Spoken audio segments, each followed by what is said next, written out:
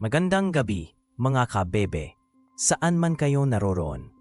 Sa mga nagpupuyat dito sa Pinas, at sa mga gising pa rin sa ibang panig ng mundo, para sa inyo to. Alam ko, minsan, ang gabi ang pinakamahirap. Tahimik na ang lahat, pero maingay pa rin ang isip mo, lalo na pagdating sa puso. Para bang may pinipiga sa loob ng dibdib mo na hindi mo maintindihan. Kaya nga nandito tayo, di ba? Para pakinggan ang mga kwento na bumubulong sa dilim. Mga kwentong minsan, ayaw nating aminin kahit sa sarili natin. Pero sa Tito Bebe, walang bawal, walang paghuhusga, puro pakikinig lang. At minsan, yan lang ang kailangan natin para gumaan kahit paano. Ang pag-ibig, kabebe, parang pelikula. Minsan, ang ganda ng umpisa, ang saya ng soundtrack. Pero hindi mo alam kung anong twist ang mangyayari sa ending o kung may part 2 pa ba. Kaya huwag kang magulat kung minsan ang puso mo ang magiging bida sa sarili mong drama. May nagpadala ng sulat ngayon, kabebe. Mula sa isang pusong naghahanap ng kasagutan sa gitna ng dilim. Halika, pakinggan natin ang kwento ni Alan. Tito Bebe, ako po si Alan. Nakaupo ako ngayon sa bangko sa tapat ng sari-sari store na sarado na. Tanging ilaw lang ng poste ang nagbibigay liwanag. Hindi ko alam bakit ako sumusulat ngayon. Ang bigat lang kasi ng dibdib ko. Pakiramdam ko, lahat ng pinaniniwalaan ko tungkol sa pag-ibig, bigla na lang naglaho. Akala ko iba siya, Tito. Akala ko nahanap ko na ang para sa akin. Pero ngayon, pakiramdam ko, lahat ng paniniwala ko, mali pala. Ang sakit umasa, Tito. Ang sakit magkamali. Ang sakit ng ganitong pakiramdam. Naiwan akong litong-lito. Ako si Alan, isang rice mill operator dito sa Oslo proper. Araw-araw, pagkatapos ng shift ko, amoy bigas at alikabok pa ako. Pero kahit pagod, excited akong makita si Grace. Project manager siya, laging abala sa mga meeting. Naghihintay ako sa kanya sa pantalan. Pinapanood ang mga bangka. Sabi niya, Alan, ang aga mo naman lagi.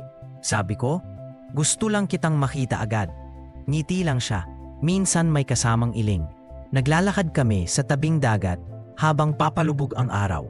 Sabi ko, ang ganda ng buhay pagkasama ka, Grace. Sabi niya, minsan lang yan, Alan. Hindi lahat ng araw maganda. Hindi ko maintindihan noon kung bakit niya nasabi yun. Para sa akin, lahat ng araw maganda pagkasama ko siya. Kahit magkaiba kami talaga. Ako, simpleng tao lang, masaya sa maliliit na bagay. Siya, ambisyosa, laging may plano. Pero yun ang nagustuhan ko sa kanya, ang pagiging totoo niya. Sabi niya, hindi ako naniniwala sa forever, Alan. Sabi ko, ako, naniniwala ako. Lalo na pag ikaw ang kasama ko. Tinitignan niya lang ako, tapos tatawa. Hindi ko alam na yung mga tawa niya pala may halong pagdududa. Akala ko, nagbibiro lang siya, na ako ang magpapabago sa pananaw niya. Ang tanga ko pala. Puro alaala na lang ang naiwan sa akin dito sa Oslo. Nakaupo ako sa lumang bangko sa pantalan. Pinapanood ang mga mangingisda na naghahanda ng kanilang lambat. Amoy dagat at sariwang isda ang hangin. Dumating si Grace, pero iba ang lakad niya. Hindi yung dating mabilis na papalapit sa akin. Parang may bigat ang bawat hakbang. Alan, sabi niya, kailangan nating mag-usap. Kinabahan ako bigla. Tungkol saan, Grace? Tanong ko. Umupo siya sa tabi ko, pero may distansya. Masaya ko sa iyo, Alan, panimula niya. Pero, hindi ko kayang ibigay ang gusto mo. Kumunot ang noo ko. Anong gusto ko, Grace? Yung label, sagot niya. Yung commitment na panghabang buhay. Parang may bumara sa lalamunan ko. Akala ko ba, tayo na, bulong ko. Tumingin siya sa malayo, sa dagat. Gusto ko lang maging malaya, Alan. Ayoko nang may pinanghahawakan ako o may pinanghahawakan sa akin. Naramdaman ko ang lamig ng hangin, pero mas malamig ang pakiramdam ko sa loob. Pero lahat ng ginagawa natin, sabi ko, hindi ba yon ang ibig sabihin? Umiling siya. Para sa akin, hindi. Masaya ako sa'yo, pero hindi ibig sabihin tayo na. Para akong binuhusan ng malamig na tubig. Ang mga alon sa dagat, parang sumasabay sa pagkabali ng puso ko. Hindi ko alam kung paano ako tatayo. Hindi ko alam kung paano ako maglalakad palayo. Ang akala kong simula pala ay unti-unting pagtatapos. Naiwan akong nakaupo sa bangko. Pinagmamasdan ang paghampas ng alon sa pangpang. Sabi niya, masaya siya sa akin. Pero hindi ibig sabihin, kami na. Paulit-ulit sa isip ko ang mga salita niya. Parang sirang plaka. Pero bakit ganun? Bakit pakiramdam ko, niloko ako? Hindi ba't lahat ng ginawa namin may kahulugan? Yung mga hawak kamay nating sa tabing dagat, yung mga gabi na magkausap tayo hanggang madaling araw, yung mga plano nating sa hinaharap, kahit maliit lang. Akala ko, yun na yun. Akala ko, yun ang simula ng kami. Pero para sa kanya, wala lang pala. Isang masayang karanasan lang. Sabi ko sa sarili ko, Alan, okay lang yan. Maging malaya ka rin. Pero sa loob ko, parang may humihila pababa. Hindi ko maintindihan kung paano niya nagawa yun. Kung paano niya nasabing hindi siya naniniwala sa forever. Samantalang ako, buong puso akong naniwala sa amin. Ang sakit pala ng ganito. Yung akala mong meron, pero wala pala. Yung akala mong totoo, pero hindi pala. Napakasakit. Gusto kong sumigaw. Gusto kong itanong sa kanya, bakit, Grace? Pero wala na siya. Umalis na siya. Ang tanging naiwan ay ang tunog ng alon. At ang sakit sa dibdib ko. Ang sakit na hindi ko alam kung paano mawawala. Ito ang lugar kung saan ko siya unang nakita. Dito rin kami nagpaalam. Pero bago yon, ang dami naming alaala na akala ko totoo. Naalala kong isang gabi, galing siya sa meeting. Pagod ang mukha niya, pero ngumiti siya pagkakita sa akin. Hindi yung pilit, kundi yung totoo. Umupo kami sa lumang bangka na nakasadsad sa buhangin. Tahimik lang, pinapanood ang mga bituin. Bigla siyang nagsalita. Alan, sabi niya, minsan gusto ko na lang tumakas. Nagulat ako. Si Grace na laging matapang. May ganitong side pala. Saan ka tatakas? Tanong ko. Kahit saan, basta malayo sa pressure, sagot niya. Tapos sumandal siya sa balikat ko. Ang bigat ng ulo niya, pero ang gaan ng pakiramdam ko. Para akong lumulutang. Hinawakan ko ang kamay niya. Malamig ang daliri niya, pero mainit ang pakiramdam ko. Hindi ka nag-iisa, Grace, bulong ko. Nandito lang ako. Hindi siya sumagot, pero mas humigpit ang hawak niya sa kamay ko. Naramdaman ko ang tibok ng puso niya. O baka puso ko lang yun. Sa gabing yun, akala ko, nagbukas siya sa akin. Pinapasok niya ako sa mundo niya, puno ng takot at pagod. Handa akong maging kanlungan niya. Buong-buo ang paniniwala ko noon na kami na talaga, na ako ang magiging pahinga niya. Ang tanga ko, kasi para sa kanya, siguro isang sandali lang yun. Isang sandali ng kahinaan, hindi isang pangako. Isang gabi, habang nakaupo kami sa gilid ng pantalan, naglakas loob ako. Amoy dagat at sariwang huling isda ang hangin. May mga bangkang naglalayag pa rin sa dilim. May ilaw na parang mga bituin sa tubig. Grace, sabi ko. Habang nakatingin sa kanya, ano tayo? Napatingin siya sa akin. Walang emosyon ang mukha. Ano bang ibig mong sabihin, Alan? Tanong niya. Tayong dalawa, paliwanag ko. Hindi ba tayo na? Ngumiti siya pero hindi umabot sa mata. Alan, magkaibigan tayo, sagot niya. Masaya ako pagkasama ka. Parang may bumara sa lalamunan ko. Pero yung mga gabi natin, bulong ko.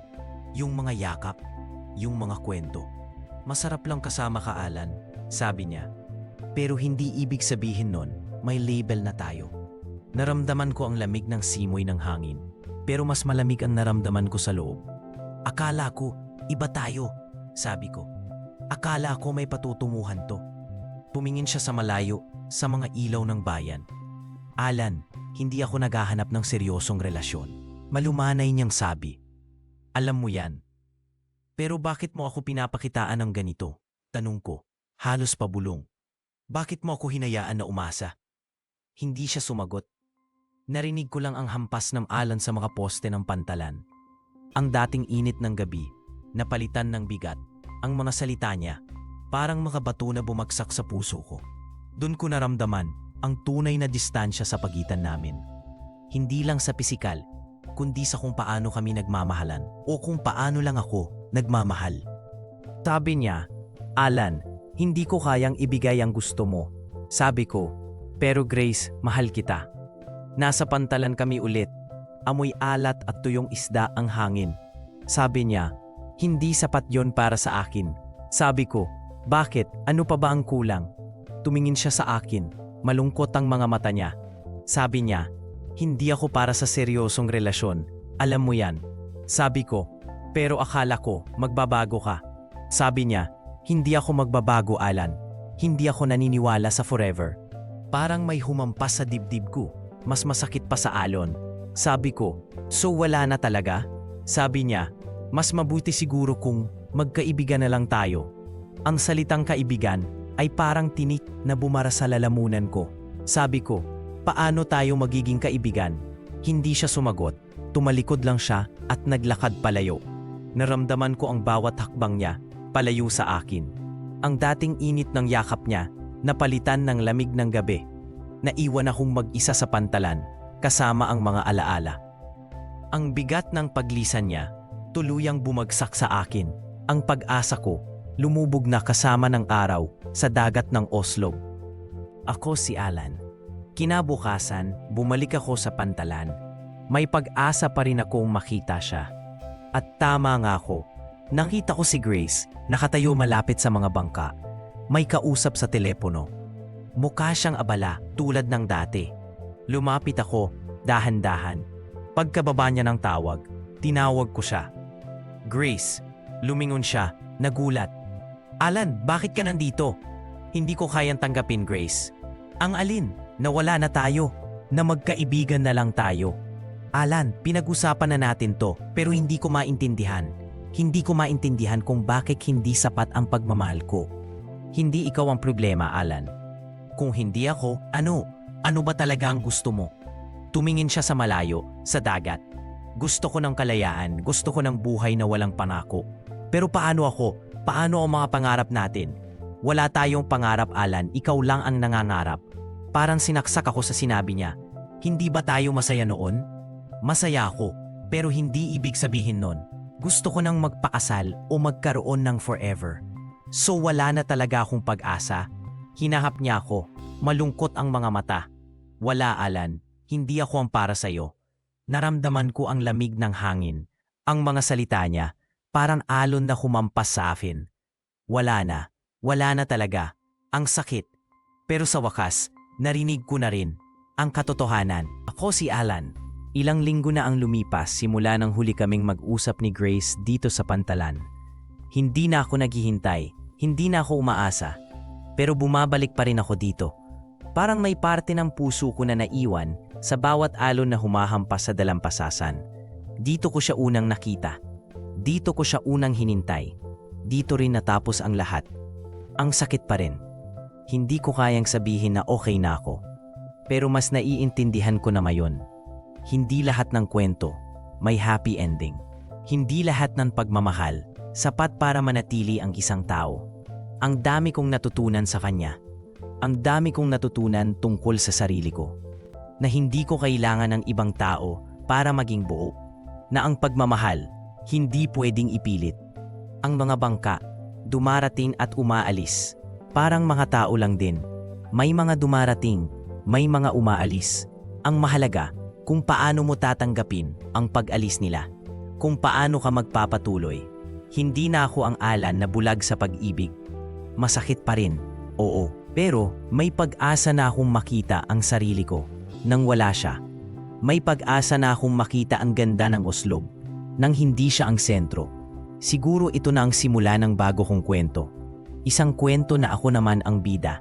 Hindi na ako magpapakatanga sa pag-ibig. Salamat, Grace, sa aral. Salamat sa sakit na nagmulat sa akin. Ako si Alan at handa na akong maglakad ulit, mag-isa. Kahit masakit pa, alam kong darating din ang araw. Nangingiti ako ng totoo. Hindi dahil sa'yo, kundi dahil sa sarili ko. Ito na ang simula ng paghahanap ko sa sarili kong kaligayahan. Mga kabebe, pakinggan niyo si Alan, ha? Ang daming natutunan sa isang pag-ibig na akala niya panghabang buhay. Pero alam nyo, hindi lahat ng kwento may the one na pang forever. Minsan may mga tao na dumarating sa buhay natin, hindi para manatili. Dumarating sila para maging tulay. Tulay para makarating ka sa susunod na kabanata ng buhay mo. Parang isang jeepney driver na ihahatid ka sa tamang terminal. Hindi siya ang maghahatid sa'yo hanggang sa dulo ng biyahe mo. Pero mahalaga ang papel niya sa paglalakbay mo. Si Grace naging terminal para kay Alan.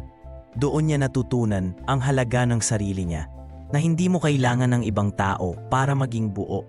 Na ang pagmamahal hindi pwedeng ipilit. Parang pag-inom ng kape na ayaw mo ng lasa. Kahit anong dami ng asukal, kung hindi mo talaga gusto, hindi mo rin tatapusin. Ang pag-ibig, kabebe, parang paghahanap ng tamang sapatos. Hindi lahat ng maganda, kasya sa'yo. Hindi lahat ng kasya, komportable. Kailangan mo ng sapatos na babagay sa lakad mo. Nasasamahan ka sa bawat hakbang, sa bawat pagsubok. At minsan, kailangan mo munang maglakad ng nakayapak para maramdaman mo ang lupa.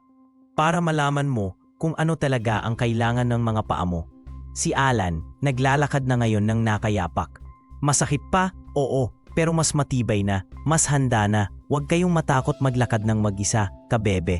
Dahil minsan, doon mo lang talaga mahahanap ang sarili mo. At doon mo lang makikita ang tunay na sapatos na para sa'yo. Ang pag-ibig, darating yan sa tamang panahon. Hindi sa panahong gusto mo, kundi sa panahong handa ka na.